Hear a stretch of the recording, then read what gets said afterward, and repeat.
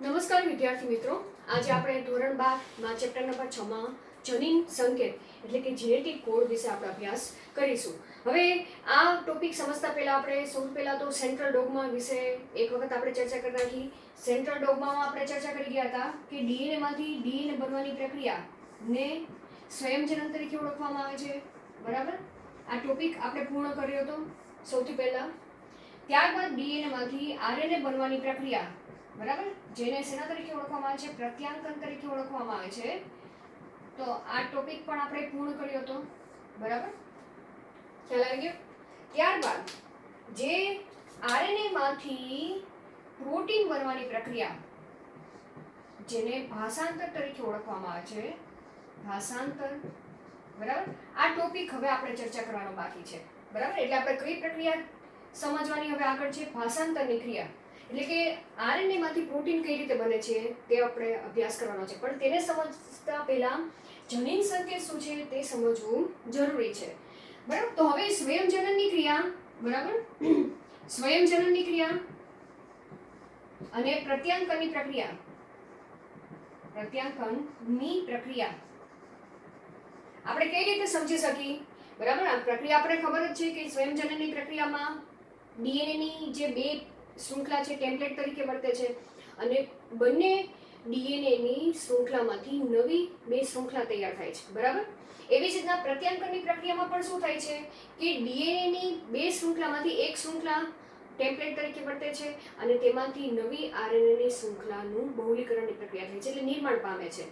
બરાબર, તો અહીં શું થાય છે અને શેને આધારે નિર્માણ પામે છે કે પૂરકતાના સિદ્ધાંતના આધારે, કે ટેમ્પલેટમાં જે પ્રકારના ન્યુક્લિયોટાઇડ હશે તેને અનુસરીને તેના પૂરક ન્યુક્લિયોટાઇડ ના બહુલીકરણની પ્રક્રિયા થતી જશે અને આ રીતે એક ન્યુક્લિક એસિડમાંથી બીજી ન્યુક્લિક એસિડનું પ્રતિઅંકન થતું જાય છે. બરાબર, તો આ પૂરકતાનો સિદ્ધાંત છે. તો આપણે લખી શકીએ કે પ્રત્યાંકનની પ્રક્રિયા અને સ્વયંજનનની પ્રક્રિયા બંને પૂરકતાના સિદ્ધાંતને આધારે, પૂરકતાના સિદ્ધાંતને આધારે આપણે સમજી શકીએ. સિદ્ધાંતને આધારે સમજી શકાય છે. બરાબર, સમજી શકાય છે. જેમાં એક ન્યુક્લિક એસિડમાંથી ન્યુક્લિક એસિડ શૃંખલામાંથી શું થાય છે? નવી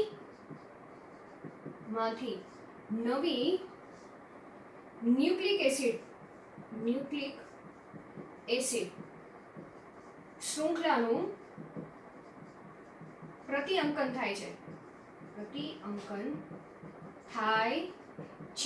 બરાબર, તો અહીંયા તમારે આ યાદ રાખવાનું છે. પૂરકતાનો સિદ્ધાંત એટલે શું? કે એક ન્યુક્લિક એસિડ શૃંખલામાંથી નવી ન્યુક્લિક એસિડ શૃંખલાનું પ્રતિઅંકન થાય અને શેના આધારે થાય છે? પૂરકતાના સિદ્ધાંતને આધારે બને છે. બરાબર, કોની અંદર? આ બે પ્રક્રિયાની અંદર. આ 3 પોઈન્ટ યાદ રાખવાના. પરંતુ જે ભાષાંતરની પ્રક્રિયા છે, બરાબર, હવે કઈ પ્રક્રિયાની વાત કરે છે? આ ભાષાંતરની ક્રિયાની વાત કરે છે. આ બંને તો ખબર પડી ગઈ કઈ રીતે થાય છે. પરંતુ ભાષાંતરની ક્રિયામાં ન્યુક્લિયોટાઇડ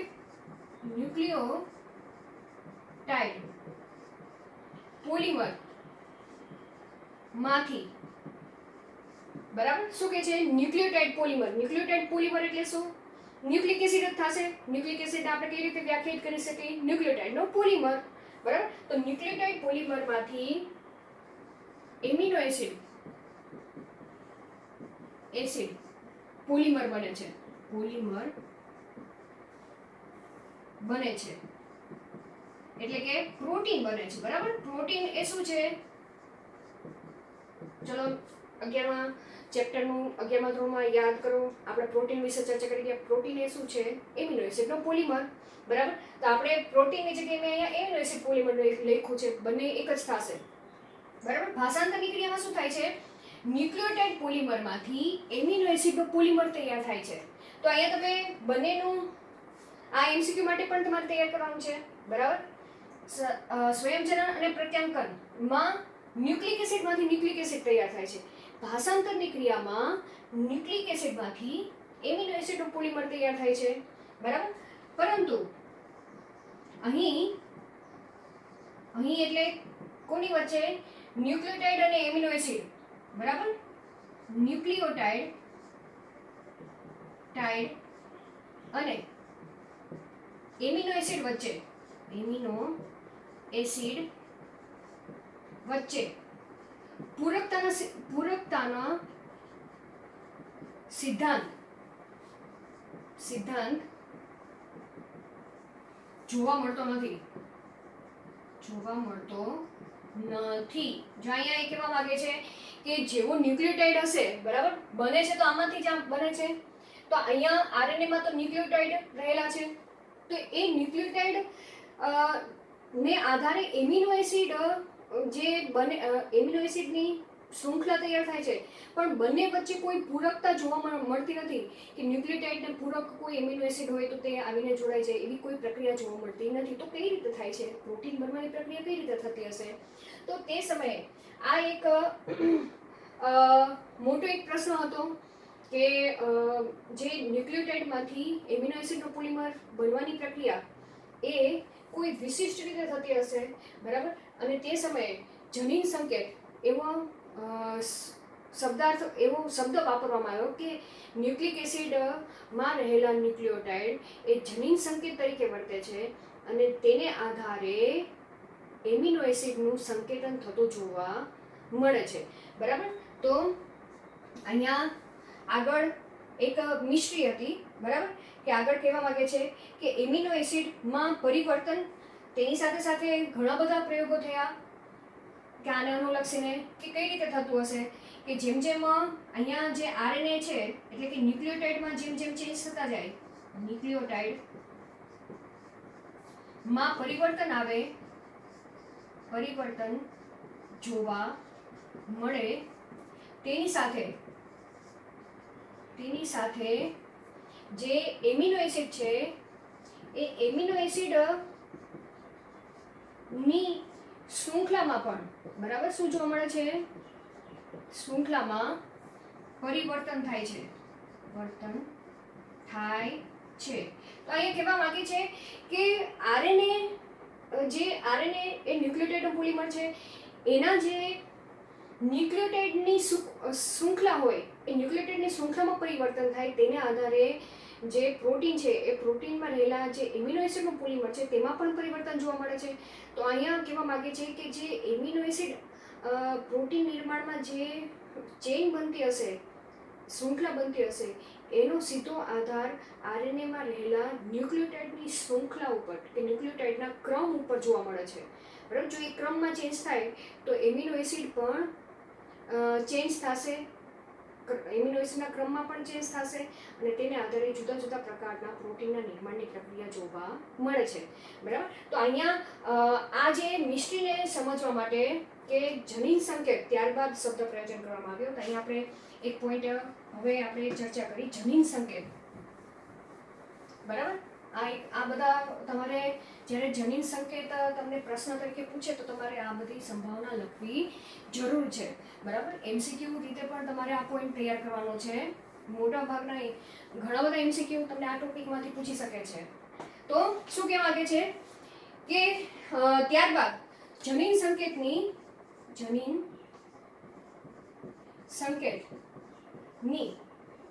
પરિકલ્પના રજૂઆત કરવામાં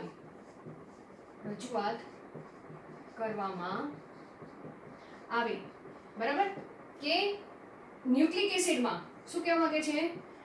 ન્યુક્લિક એસિડ એટલે કે આરએનએ, એમ સમજી લો, બરાબર? આરએનએ જ આપણે તો મેઇન આરએનએ ની જ વાત કરવાની છે કે ન્યુક્લિક એસિડમાં રહેલા જે ન્યુક્લિક એસિડ એ પોતે શેના તરીકે વર્તે છે? જનીન સંકેત તરીકે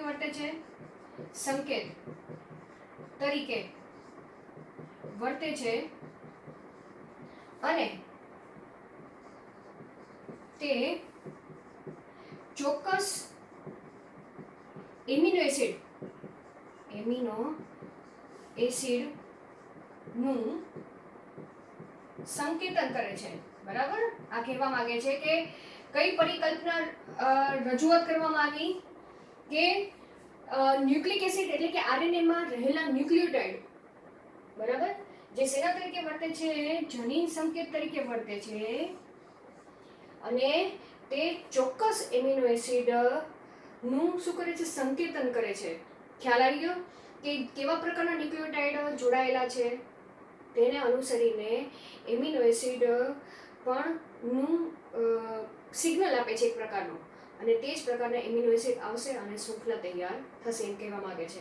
તો હવે આને સાબિત કરવા માટે જુદા જુદા વૈજ્ઞાનિક થઈ ગયા, બરાબર. એમાંનો એક વૈજ્ઞાનિક છે જ્યોર્જ ગેમો. કયા વૈજ્ઞાનિક આપણે ચર્ચા કરી, બરાબર, જ્યોર્જ ગેમો, બરાબર.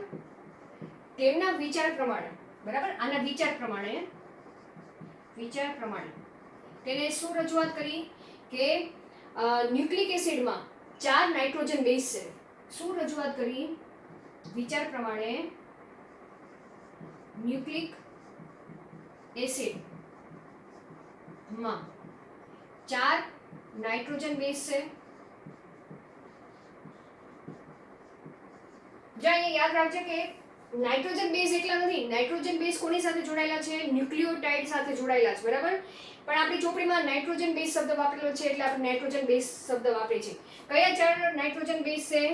એડેનિન, ગ્વાનિન, સાયટોસિન અને યુરેસિલ, બરાબર. આપણે આરએનએ ની વાત કરી છે. કોની આરએનએ ના સંદર્ભમાં યુરેસિલ હશે, ડીએનએ ના સંદર્ભમાં કયા 4 નાઇટ્રોજન બેઝ હશે? A G C T, બરાબર. યાદ રાખજો, અહીંયા હું આરએનએ ના સંદર્ભમાં લખું છું, બરાબર. જો ડીએનએ ના સંદર્ભમાં લખવું હોય તો તમારે કયા આવશે? A G C અને T. ખ્યાલ આવી ગયો? તો શું કહેવા માંગે છે કે આ જે 4 ન્યુક્લિયોટાઇડ, 4 નાઇટ્રોજન બેઝ છે, જે 20 એમિનો એસિડનું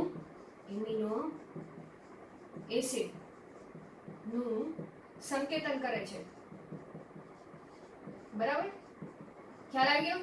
શું કહે છે કે 4 નાઇટ્રોજન બેઝ છે તે 20 એમિનો એસિડ. હવે આપણે 11મા ધોરણમાં ચર્ચા કરી ગયા છીએ, પ્રોટીન એમિનો એસિડનું બનેલું છે, અને આપણા શરીરમાં 20 પ્રકારના amino acid essential amino acid છે, બરાબર, જે પ્રોટીન સંશ્લેષણમાં મહત્વનો ભાગ ભજવે છે, બરાબર. અને એ 20 પ્રકારના એમિનો એસિડનું સંકેતન એ આ 4 પ્રકારના નાઇટ્રોજન બેઝ દ્વારા થતું હોય છે તેમ કહેવા માંગે છે, બરાબર. તો શું કહેવા માંગે છે કે જનીન સંકેત સ્વરૂપમાં તો તેને પોતાના વિચાર રજૂઆત કર્યા કે જે 3 ન્યુક્લિયોટાઇડ છે, બરાબર, 3 ક્રમિક ન્યુક્લિયોટાઇડ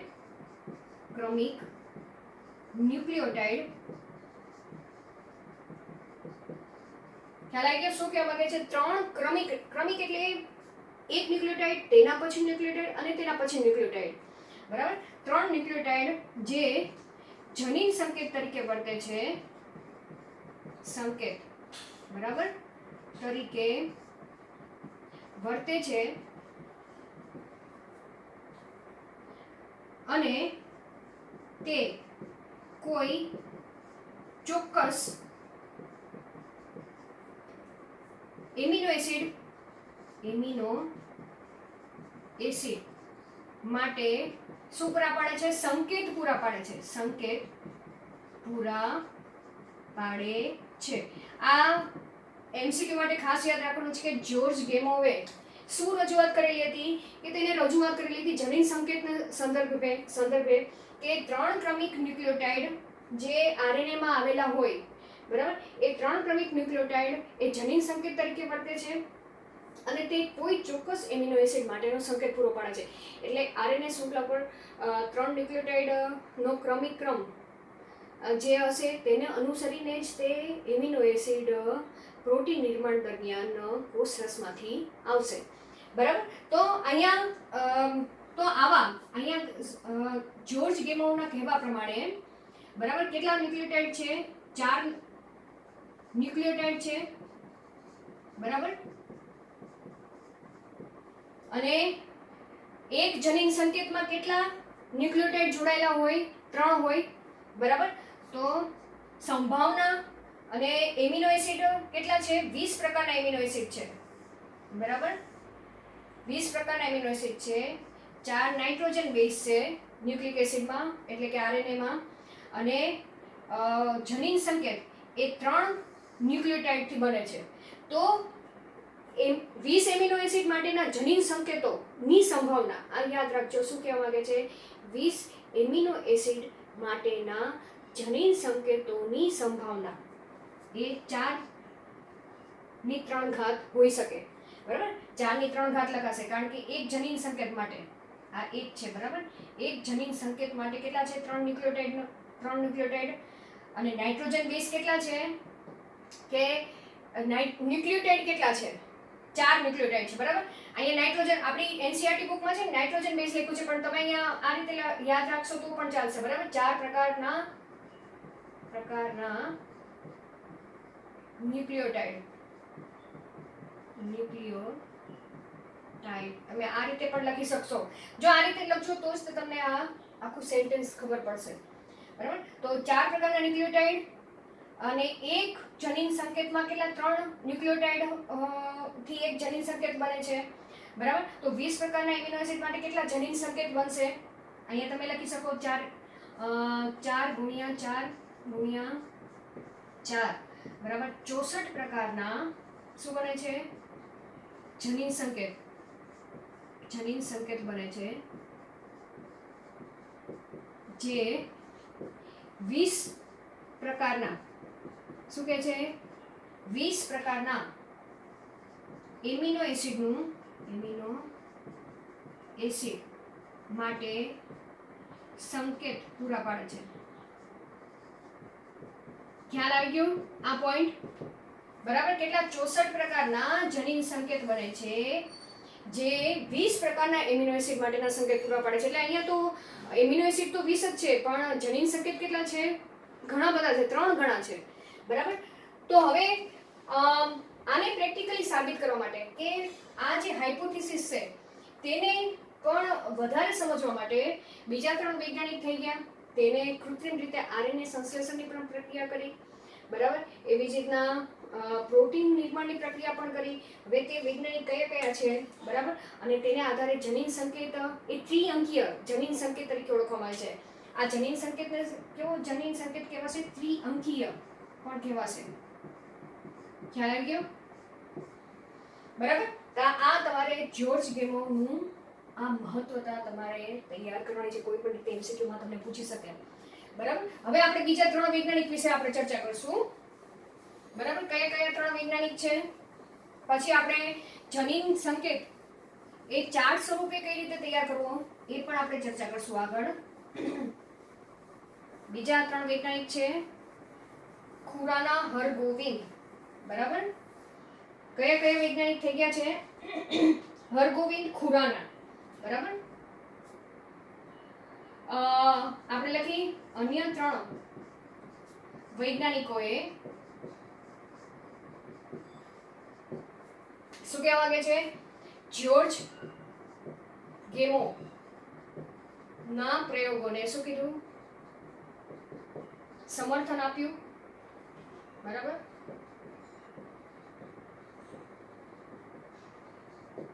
તેના ઉપરથી તેને પણ પ્રયોગો કર્યા. બીજા પહેલા વૈજ્ઞાનિક છે હરગોવિંદ ખુરાના, બરાબર? કયા વૈજ્ઞાનિક છે? હરગોવિંદ ખુરાના, જેને શું કર્યું કે સમપોલિમર, તેને જુદા જુદા સમપોલિમર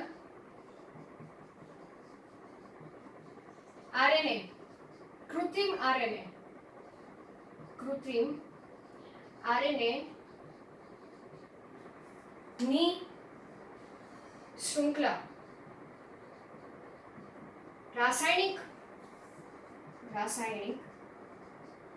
આ યાદ રાખજો કે રાસાયણિક પ્રક્રિયાની શોધ કરી. ખ્યાલ આવી ગયો? કે તેને શું કર્યું કે આરએનએ અણુઓના સંશ્લેષણ ની જે ક્રિયા છે કે આરએનએ ની શૃંખલા ના સંશ્લેષણ ની રાસાયણિક પ્રક્રિયાની શોધ કરી. એટલે કે આ વૈજ્ઞાનિકે શું કર્યું કે આરએનએ માટે આરએનએ ના નિર્માણની પ્રક્રિયા લેબોરેટરીમાં કરી, કૃત્રિમ રીતે કરી, અને એને માટે તેને જુદા જુદા સમ પોલિમર, માનો કે સૌપ્રથમ તેને શું કર્યું કે યુરેસિલ વાળા ન્યુક્લિયોટાઇડને ભેગા કર્યા, બરાબર, અને કઈ રીતે આરએનએ ની બહુલીકરણની પ્રક્રિયા થાય છે તેને સમજવાનો પ્રયત્ન કર્યો, બરાબર. એટલે કે રાસાયણિક પ્રક્રિયા કઈ રીતે થાય છે, કઈ રીતે ન્યુક્લિયોટાઇડ એકબીજા સાથે જોડાય છે, બરાબર, અને કઈ રીતે આરએનએ નું બહુલીકરણની પ્રક્રિયા થાય તે સમજાવવાનો પ્રયત્ન કર્યો. પછી ત્યારબાદ બીજો વૈજ્ઞાનિક થઈ ગયો કે માર્સેલ નિરેનબર્ગ, બરાબર. બીજા વૈજ્ઞાનિક થઈ ગયો માર્સેલ નિરેનબર્ગ. આ વૈજ્ઞાનિકે તેને કોષ મુક્ત પ્રણાલી દ્વારા કૃત્રિમ પ્રોટીન સંશ્લેષણ કરાવ્યું. નિરેનબર્ગ, બરાબર, નિરેનબર્ગ કે તેને કોષ મુક્ત પ્રણાલી અપનાવી, બરાબર, દ્વારા પ્રોટીન સંશ્લેષણની પ્રક્રિયા સમજાવી. પ્રોટીન સંશ્લેષણ સમજાવ્યું, બરાબર.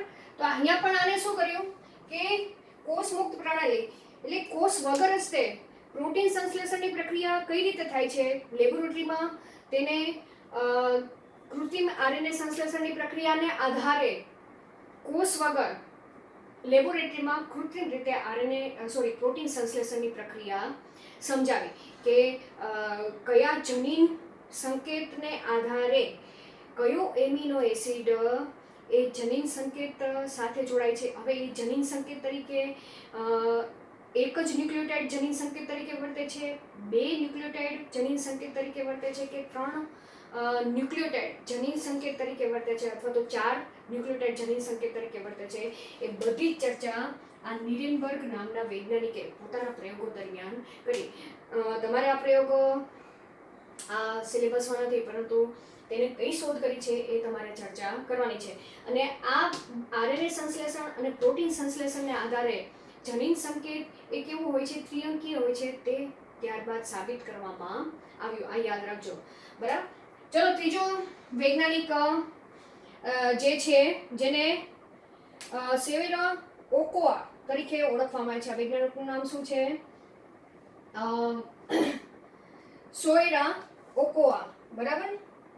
નામ તો અજબ છે, હું સેજ ભૂલી ગઈ છું, પણ એક વખત જોઈ લઈ વૈજ્ઞાનિકનું નામ. સેવેરો ઓકોઆ, બરાબર. હવે આ વૈજ્ઞાનિકે પણ આરએનએ સંશ્લેષણની પ્રક્રિયા કરી છે, બરાબર, પરંતુ તેને આ પ્રયોગ દરમિયાન પોલી ન્યુક્લિયોટાઇડ ફોસ્ફો તેને ઉત્સેચક તરીકે શેનો ઉપયોગ કરેલો છે અહીંયા પણ લખી નાખો. કઈ રીતે? ટેમ્પલેટ વગર કૃત્રિમ આરએનએ સંશ્લેષણની ક્રિયા ઉત્સેચકનો ઉપયોગ કરીને કર્યો. ઉત્સેચક તરીકે કયો ઉત્સેચક વાપર્યો? આ એમસીક્યુ માટે તમારે ખાસ યાદ રાખવાનો છે. ઉત્સેચકનું નામ છે પોલીન્યુક્લિયોટાઇડ ફોસ્ફોરાયલેસ, બરાબર. ઉત્સેચક તરીકે પોલીન્યુક્લિયોટાઇડ ફોસ્ફોએસ્ટ્રેસ, આ ઉત્સેચકનું નામ ખાસ યાદ રાખજો, બરાબર. કયો ઉત્સેચક છે? પોલીન્યુક્લિયોટાઇડ રાયલેસ. હવે આ ઉત્સેચક શું કહેવા માંગે છે કે સોવેરો ઓકોઆ નામનો વૈજ્ઞાનિક છે, નામ ગજબ છે, બરાબર, પણ તમારે યાદ રાખવું પડશે. જેને શું કર્યું કે લેબોરેટરીમાં ટેમ્પલેટ શૃંખલાનો ઉપયોગ વગર જ તે આરએનએ ના સંશ્લેષણની પ્રક્રિયા યોગ્ય ઉત્સેચકની મદદથી કરી, બરાબર. હરગોવિંદ ખુરાનાએ પણ કૃત્રિમ આરએનએ શૃંખલા નિર્માણની પ્રક્રિયા કરી, પણ તેને કોઈ ઉત્સેચક ઉપયોગ નહોતો કરેલો. પણ હવે આમને શું કર્યું કે તેને યોગ્ય ઉત્સેચકનો ઉપયોગ કરીને આરએનએ સંશ્લેષણની પ્રક્રિયા ટેમ્પલેટ વગર કરી, બરાબર. અને ત્યારબાદ આ ઉત્સેચકને તેના નામકરણ કરવામાં આવ્યું. આ ઉત્સેચકનું નામ ત્યારબાદ સેવેરો ઓકોઆ ઉત્સેચક તરીકે ઓળખવામાં આવ્યો. ખ્યાલ આવી ગયો? ઉત્સેચક તરીકે ઓળખવામાં આવ્યો. ખ્યાલ આવી ગયો? આ કયા ઉત્સેચકને? પોલીન્યુક્લિયોટાઇડ ફોસ્ફોરાયલેસ. અને આના સંશોધન ઉપરથી, બરાબર, અહીંયા તમે લખી શકો, આ સંશોધન ઉપરથી ટેમ્પલેટ માંથી આરએનએ બનવાની શૃંખલા સમજાવી શકાય. બરાબર, ખ્યાલ આવી ગયો? જો ટેમ્પલેટ હોય તો ટેમ્પલેટ ઉપરથી આરએનએ શૃંખલા કઈ રીતે બને તે આપણે સમજાવી શકીએ. તો હવે આ એમસીક્યુમાં તમને ખાસ પૂછાશે, બરાબર, એટલે જ મારે તમને આ લખીને મેં તમને સમજાવવાનો પ્રયત્ન કર્યો છે, બરાબર. અને આને આધારે જ તે તમને આ બધા વૈજ્ઞાનિક છે તેના નામકરણ પણ તમને પૂછાઈ શકે અને તેમને કયા સંશોધન કરેલા છે, બરાબર, તે પણ તમને એમસીક્યુમાં ખાસ પૂછી શકે, બરાબર. અને છેલ્લે અંતમાં શું કહે છે? અંતમાં જનીન સંકેતને ચેકર બોક્સમાં દર્શાવવામાં આવ્યા, બરાબર, ખ્યાલ આવી ગયો?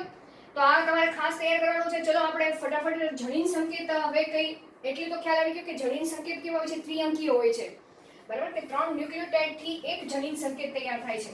અને આવા 64 જનીન સંકેતો ન્યુક્લિક એસિડ ઉપર ક્રમિક જોવા મળે, બરાબર. ક્રમિક એટલે કે કોઈ પણ સ્થાને હોઈ શકે જનીન સંકેત, અને જનીન સંકેત જેવો હશે તેને અનુસરીને જ તે એમિનો એસિડ ટીઆરએનએ દ્વારા રિબોઝોમ પાસે આવશે અને પ્રોટીન નિર્માણની પ્રક્રિયા થાય છે.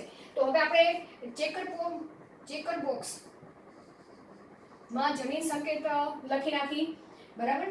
જનીન સંકેતમાં ચલો ત્રિઅંકીય છે તો પ્રથમ આપણે લખી શકીએ કે પ્રથમ સ્થિતિ, બરાબર. પ્રથમ સ્થિતિ એટલે કે પ્રથમ ન્યુક્લિયોટાઇડ આપણે અહીંયા લખી નાખી, આ રીતે અહીંયા લખી છે યુ સી જી અને એ.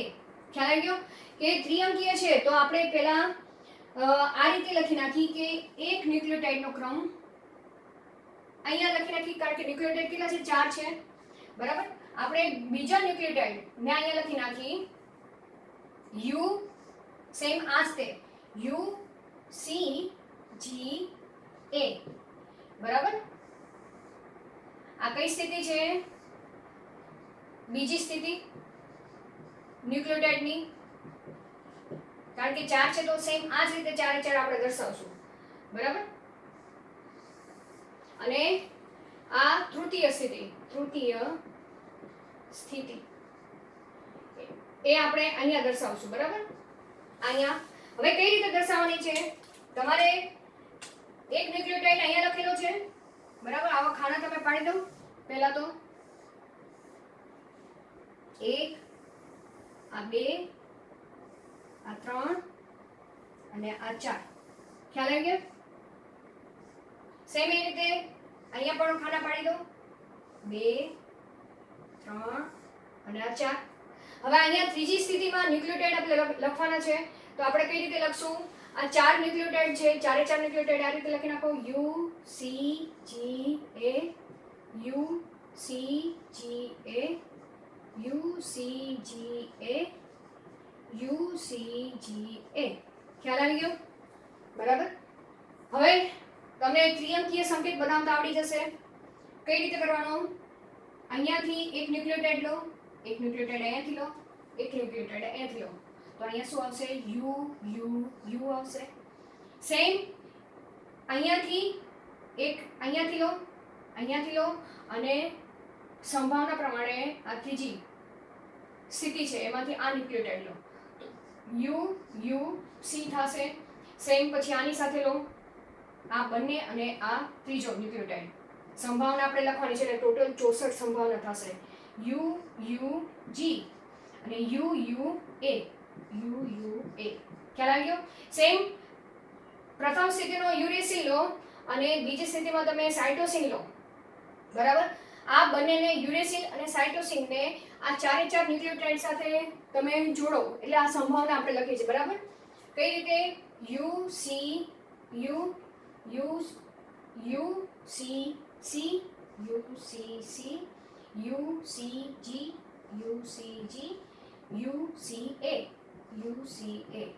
તો જનીન સંકેત તૈયાર થઈ ગયા. બરાબર? સેમ આ રીતે તમને 64 જનીન સંકેત બનાવતા આવડી જશે. ચલો આપણે એક રો પૂરી કરી નાખી.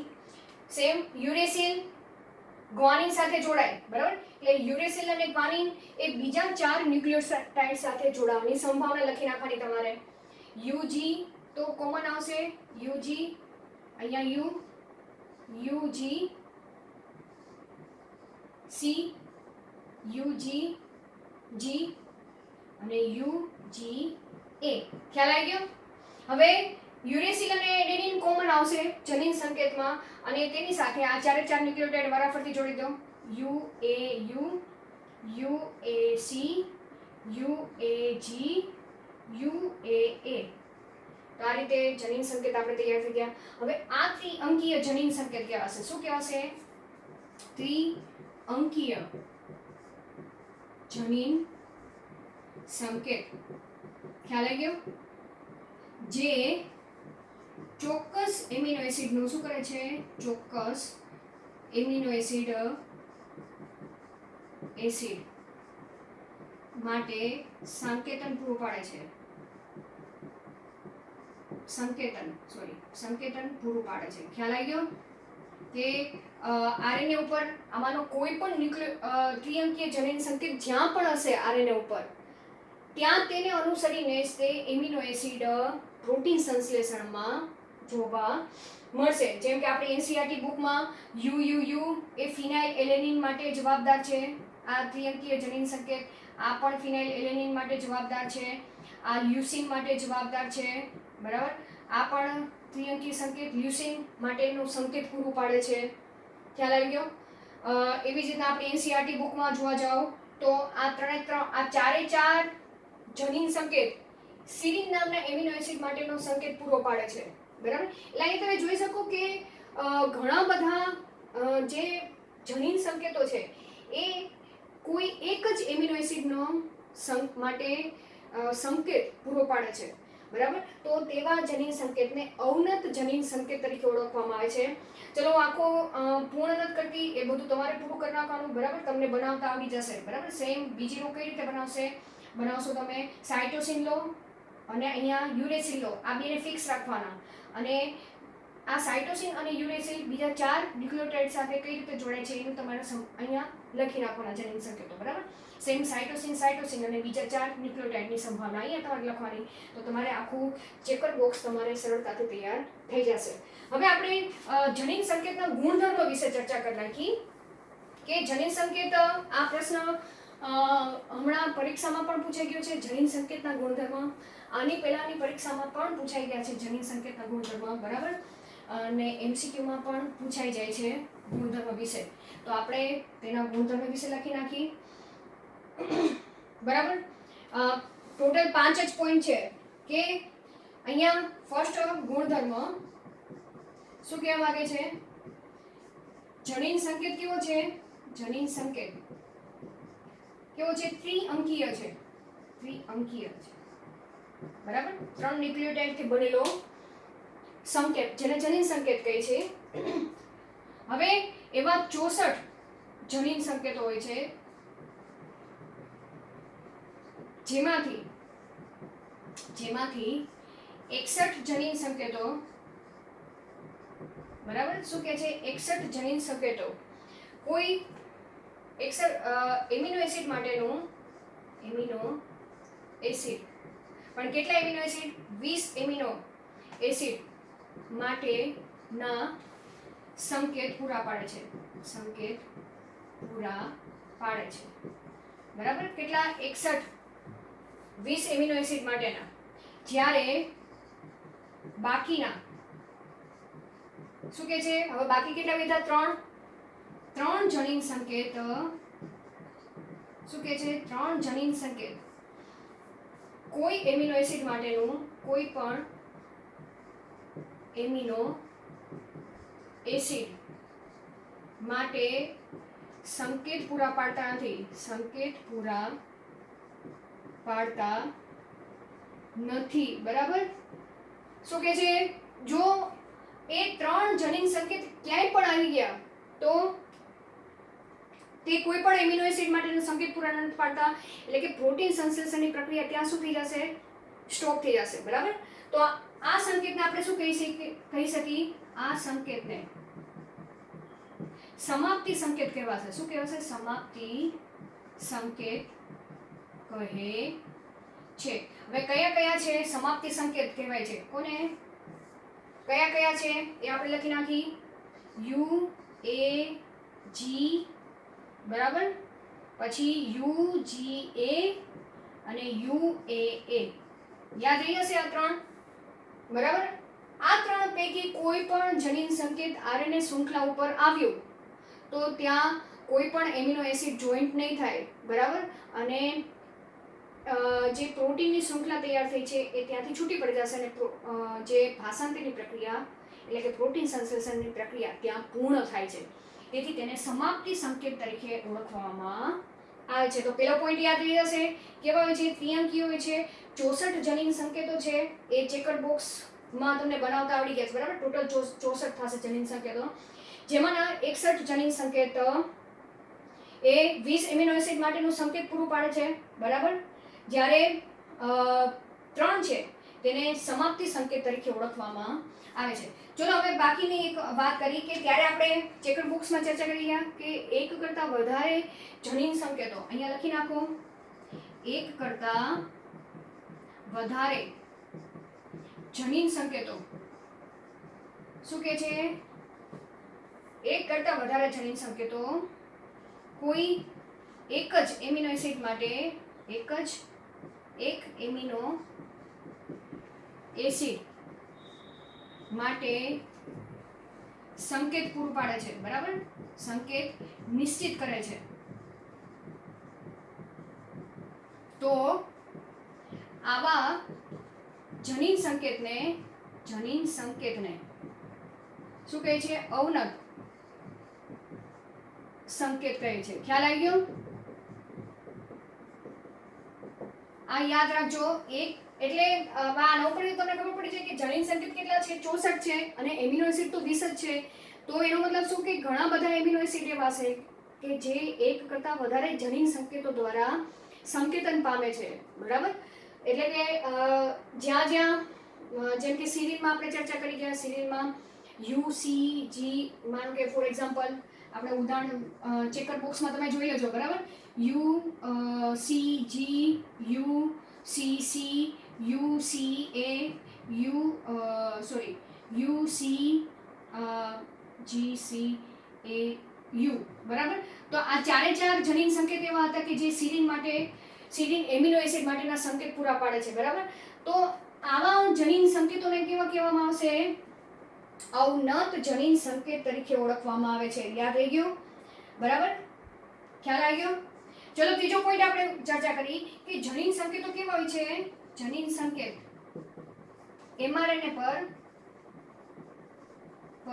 કેવા જોવા મળે છે? ક્રમિક જ જોવા મળે છે. બરાબર. એટલે કે સતત જોવા મળે છે. અહીંયા ક્રમિક નો લખવું હોય તો તમે લખી નાખો, mRNA પર સતત જોવા મળે છે. સતત. બરાબર. વચ્ચે વિરામ હોતો નથી. હવે આ તમને શું કહેવા માંગે છે? વચ્ચે વિરામ હોતો નથી એટલે શું? આરામ કરવા બેસતું હશે. બરાબર. એવું કોઈ નથી. પણ ફોર એક્ઝામ્પલ એમ સમજી લો કે mRNA ની શૃંખલા છે. બરાબર. mRNA અહીંયા UCG,